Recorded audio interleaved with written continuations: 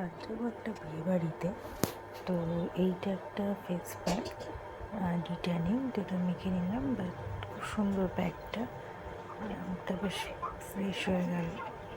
এইবার আমি করবো মেকআপ। তো যখনই কোনো বিয়েবাড়ি আসে আমার খুবই আনন্দ হয়, কারণ একটু ভালো করে একটু মেকআপ টেকআপ করা যায় নিজের মতো করে।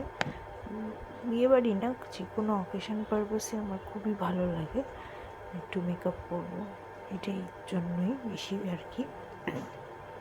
তো দেখো আমি একটু ফাউন্ডেশন লাগিয়ে নিচ্ছি। প্রথমে দুটো ফাউন্ডেশন মিক্স করে আমি ইউজ করছি।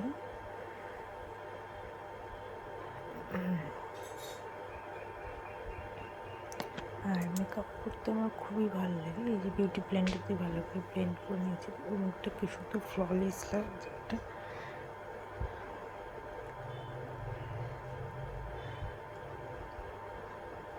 এবারে কনসিলার দিচ্ছি। হুড়োতাড়া করতে করতে একটু চাপ হয়ে গেছে, কারণ হাতে খুবই কম টাইম ছিল, তাড়াতাড়ি মেকআপ করার দরকার ছিল, তাই জন্য তাড়াতাড়ি করে করছিলাম।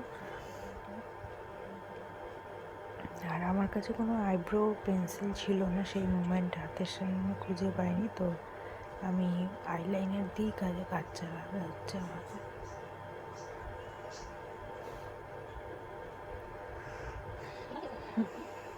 এবার প্যালেট থেকে আমি